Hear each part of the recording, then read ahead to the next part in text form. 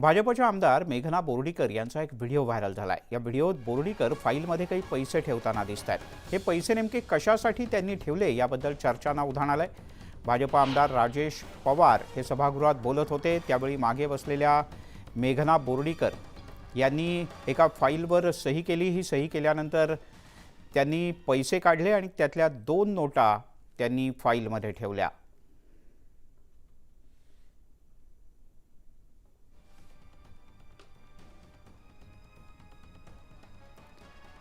तर हा video viral झाल्यानंतर आता अनेक प्रश्न विचारले जात आहेत। या फाईलवर सही केल्यानंतर मेघना बोर्डीकर यांनी हे पैसे नेमके तिथे का ठेवले आणि त्याबद्दल आता सभागृहात आणि सभागृहाच्या बाहेर दबक्या आवाजात चर्चा आहे।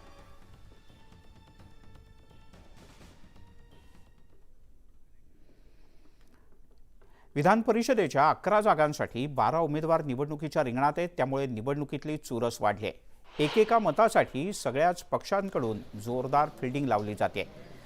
अशात अटकेत असलेले आमदार गणपत गायकवाड यांनी सुद्धा आज मतदान केलं। महेश गायकवाड यांच्यावर गोळीबार केल्याप्रकरणी आमदार गणपत गायकवाड हे अटकेत आहेत, त्यामुळे त्यांच्या मतदानावर विरोधकांनी आक्षेप घेतला होता। अनिल देशमुख, नवाब मलिक हे अटकेत असतानाही त्यांना विधान परिषदेसाठी मतदानाची परवानगी देण्यात आली नव्हती।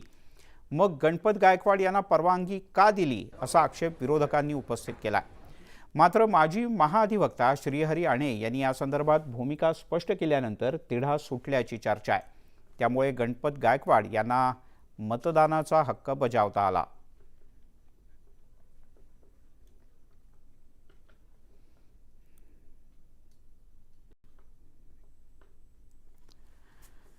आज विधान भवनात वेगळ्या प्रकारचं चित्र पाहायला मिळालं। अनेकांच्या भुवया उंचावणारं, कारण विधान भवनाच्या परिसरात जयंत पाटील आणि अजित पवार हे परस्परांशी हस्तांदोलन करत बराच वेळ एकमेकांशी गप्पा मारत होते। विधान परिषद निवडणुकीच्या दरम्यान दोघंही आमने-सामने आले। यावेळेला दोघांनी हस्तांदोलन तर केलंच, पण दोघांमध्ये दबक्या आवाजात काही काळ चर्चाही झाली। यानंतर संजय राऊत आणि अजित पवार सुद्धा आमने-सामने आले। या दोघांनीही परस्परांना हस्तांदोलन केलं।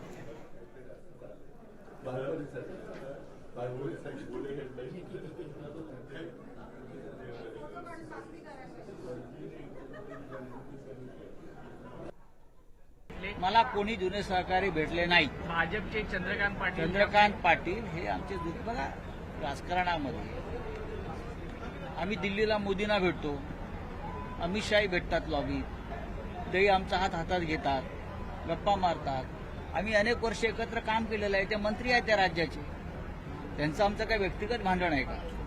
हे भांडण राजकीय सुद्धा नाही, हे वैचारिक आयडिओलॉजिकल भांडण आहे आणि ते तसंच राहील। तुम्हाला बघून परत मागे फिरलो म्हणून मी भेटायला आलो। आम्हाला बघून प्रत्येकाला मागे फिरावंच लागेल, हे तुम्हाला संध्याकाळी दिसेल।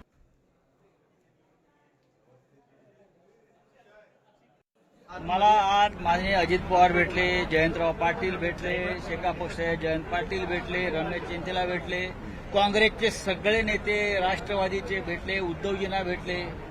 चांगला माहोल आहे ना, आणि तो तसाच राहायला हवा। महाराष्ट्राची परंपरा आहे। या महाराष्ट्रामध्ये राजकारणामध्ये विषाचा प्रवाह कोणी सुरू केला असेल तर तो दुर्दैवानं भारतीय जनता पक्षानं सुरू केला, नाहीतर हा महाराष्ट्राचं राजकारण अत्यंत निर्मळ होतं। त्यामुळे संजय राऊत यांनी महाराष्ट्रात फार वेगळ्या प्रकारचं वातावरण आहे असं म्हणतानाच जाता जाता भाजपला मात्र चिमटा काढला आणि वेगळं वातावरण जर का कोणी केलं असेल तर ते भाजपनं केलं असं मात्र असंच सांगितलं। दरम्यान एक महत्त्वाची अपडेट हाती येते, ती म्हणजे बहुजन विकास आघाडीचे आमदार मतदानासाठी विधान भवनाच्या परिसरात पोहोचले आहेत। बहुजन विकास आघाडीचे 3 आमदार आहेत आणि हे 3ही आमदार मतदानासाठी विधान भवनाच्या परिसरात दाखल झाले आहेत। एकूण 4 जणांचं मतदान राहिलं आहे, त्यापैकी 3 आमदार आहेत ते बहुजन विकास आघाडीचे आणि ते मतदानासाठी पोहोचल्याचं कळतंय। ही आहे या क्षणाची महत्त्वाची अपडेट।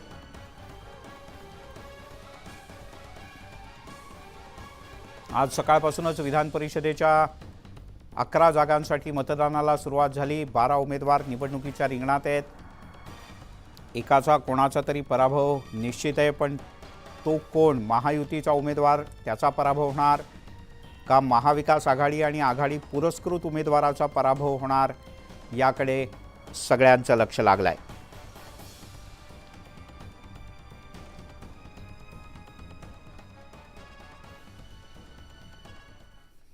विधान परिषदेच्या 11 जागांसाठी मतदान होत आहे, पण या निवडणुकीत पराभवाचा सामना करावा लागणारा 12वा उमेदवार कोण याची चर्चा आहे। आता महायुती आणि महाविकास आघाडीत जोरदार रस्सीखेच आहे। 11 जिंकणार, 12वा कुणाचा पडणार? डेंजर झोन मध्ये नेमके कोण कोण? महायुती की महाविकास आघाडी? विधान परिषद निवडणुकीत बळीचा बकरा कोण? विधान परिषद निवडणुकीत 12व्या उमेदवारानं महायुती आणि महाविकास आघाडीच्या सगळ्याच उमेदवारांची धाकधूक वाढवली आहे। खरं तर 9 उमेदवारांसाठी ना महायुतीकडे पुरेसं संख्याबळ आहे, ना तिसरा उमेदवार जिंकण्यासाठी महाविकास आघाडीकडे पाठबळ आहे। पण तरीही दोन्ही युती आणि आघाड्यांनी 12व्याचा अट्टहास केल्यानं आता विधान परिषद निवडणुकीत फोडाफोडी आणि क्रॉस वोटिंगची शक्यता बळावली आहे। आता कोण पडतंय आणि कोणाला क्रॉस वोटिंगची भीती आहे ते त्यांना आपल्याला आपापले आमदार त्यांना सांभाळावे लागतात अलीकडच्या काळामध्ये। पण क्रॉस वोटिंग होण्याची भीती सगळ्यात जास्त माझ्या माहितीप्रमाणे सत्ताधारी पक्षाला। लोकसभा निवडणुकीचे जे निकाल लागलेले आहेत ते पाहता महायुती म्हणून जो काय प्रकार आहे तो पूर्णपणे पराभूत झाल्यामुळे अनेक आमदारांना आपल्या भविष्याची चिंता वाटते आणि अशा परिस्थितीत कोणते आमदार काय निर्णय घेतील सांगता येत नाही। आम्ही नक्कीच आमच्या आमदारांच्या सोबत आहोत, आमचे आमदार आमच्या सोबत आहेत, मग काँग्रेसचे असतील, माननीय शरद पवार साहेबांबरोबर असलेल्या राष्ट्रवादी काँग्रेसचे असतील आणि शिवसेनेचे असतील। आम्हाला क्रॉस वोटिंगची भीती अजिबात नाही। सद्यस्थितीत महाराष्ट्रातील विधानसभेतील पक्षीय बलाबल पाहता दोन्ही गटांकडे एक उमेदवार अतिरिक्त दिसतोय। महायुतीत भाजपचे 103 आमदार आणि 7 अपक्ष असे 110 आमदार होतात। शिवसेनेचे 38 आमदार आणि मित्रपक्ष व अपक्ष 10 असे 48 आमदार होतात। तर राष्ट्रवादीकडे स्वतः 41 आणि अपक्ष 2 असे एकूण 43 आमदार आहेत। महायुतीचे प्रमुख पक्ष आणि अपक्ष मिळून 201 आमदार होतात। 23चा कोटा गृहीत धरल्यास 9 उमेदवारांसाठी 207 मतं आवश्यक आहे, म्हणजेच महायुतीला अजून 6 मतांची जुळवणी करणं गरजेचं ठरत आहे। महायुतीची ही स्थिती असताना तिकडे महाविकास आघाडीलाही तिसऱ्या उमेदवारासाठी कसरत करावी लागणार आहे, कारण काँग्रेसकडे स्वतः 37 आमदार आहेत, तर ठाकरेंच्या शिवसेनेचे 15, एक अपक्ष अशी 16 मतं होतात। शरद पवारांच्या राष्ट्रवादीकडे स्वतः 12 आणि एक शेतकरी कामगार पक्ष असे 13 आमदार आहेत। महाविकास आघाडीच्या एकूण आमदारांची संख्या 66 होते, जी 3 उमेदवारांसाठी अपूर्ण आहे। तिसऱ्या उमेदवाराला विजयासाठी महाविकास आघाडीला आणखी 3 मतं जुळवणं गरजेचं ठरत आहे। मध्ये आमदारांना ठेवून त्यांच्यावर अविश्वास दाखवणं योग्य असं मला वाटत नाही आणि ज्यांचा शेवटी आमच्या आमदारांच्यावर विश्वास आहे।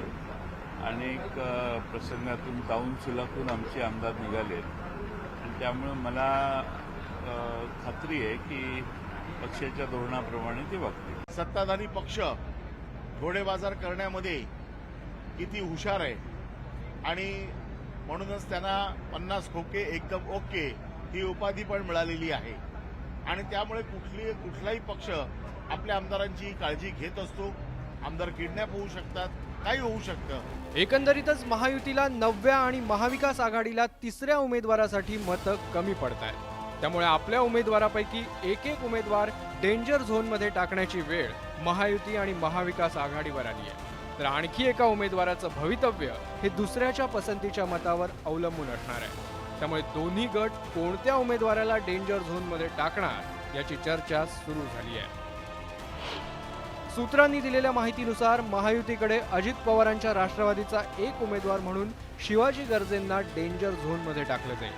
त्यासोबतच भाजपचे 5वे उमेदवार म्हणून सदाभाऊ खोत देखील डेंजर झोनमध्ये येत आहेत. तर इकडे महाविकास आघाडीतून शेतकरी कामगार पक्षाचे जयंत पाटील हे डेंजर झोनमध्ये राहतील. त्यांच्यासोबतच शिवसेनेचे मिलिंद नार्वेकरही आकड्यानुसार डेंजर झोनमध्ये दिसत आहेत. अजित पवारांकडे स्वतःचे 43 आमदार आहेत, जे 2 उमेदवारांसाठी पुरेसं नाहीये.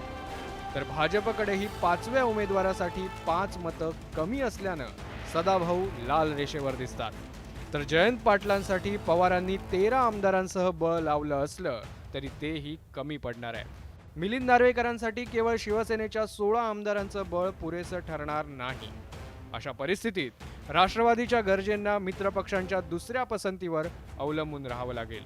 तर सदाभाऊ खोत यांचीही मदार फडणवीसांच्या रणनीतीवर असणार आहे. तर जयंत पाटलांना काँग्रेसची अतिरिक्त मतं आणि पवारांच्या खेळीनं होणाऱ्या क्रॉस वोटिंगवर अवलंबून राहावं लागेल. मिलिंद नार्वेकरांचं यशही पूर्णपणे वैयक्तिक संबंध आणि महायुतीच्या गुप्त मदतीवर अवलंबून राहील. आमदारांनी असा दावा केलेला आहे की जयंत पाटलांचा विकेट जाईल. आता मला असं वाटतं उद्याचा दिवसच बाकी आहे. उद्याच समजेल कोणाचा विकेट जाणार आहे. त्यामुळे घोडेबाजार करणारी जी मानसिकतेची लोक आहेत, सत्तेमध्ये बसलेले आहेत, त्या लोकांच्या अशाच भूमिका आपल्याला बाजूला पाहायला मिळतील आहे. त्याच्यामुळे आज त्याच्यावरची चर्चा करणं बरोबर नाही. शिंदे गटाकडनं एक दावा केला जातोय की शेकापचे जयंत पाटील यांची उद्या विकेट जाईल. निवडणूक आहे, निवडणुकीच्या प्रचाराचा भाग आहे. बघू आपण काय होतं ते. विधान परिषद निवडणुकीत आपल्या उमेदवारांना निवडून आणण्यासाठी सगळ्याच पक्षांनी फिल्डिंग लावली आहे. विशेषतः अजित पवारांची राष्ट्रवादी आणि शरद पवारांनी पाठिंबा दिलेल्या शेतकरी कामगार पक्षाकडे आमदारांची संख्या अपुरी आहे. याचवेळी ठाकरेंच्या सेनेचे मिलिंद नार्वेकर आणि फडणवीसांवर अवलंबून असलेल्या सदाभाऊ खोत यांनाही अतिरिक्त मतांची गरज आहे. आपला कोटा पूर्ण करण्यासाठी या 4ही उमेदवारांना साहजिकच इतर पक्षांच्या आमदारांच्या मतांची बेगमी करावी लागणार आहे. त्यामुळे मतांच्या या साठमारीत कोण बाजी मारणार आणि कुणाची विकेट पडणार याकडेच आता सगळ्यांचं लक्ष लागलंय. Bureau report, news 18 Lokmat. पाहूयात, संध्याकाळपर्यंत कळेल. तिकडे काँग्रेसच्या सर्व आमदारांचं मतदान झाल्यानंतर काँग्रेसचे आमदार कैलास गोरंट्याल यांनी त्यांच्या शैलीतून शायरी सादर केली आणि एक सूचक भाष्य केलं. त्यांनी काय म्हटलंय आपण ऐकूयात. बस एवढंच सांगतो की रातभर दिल की धड़कने जारी रहती है, सोते नहीं हम, जिम्मेदारी रहती है. त्यावर नाराज आहे, पण त्यांचंही मतदान आज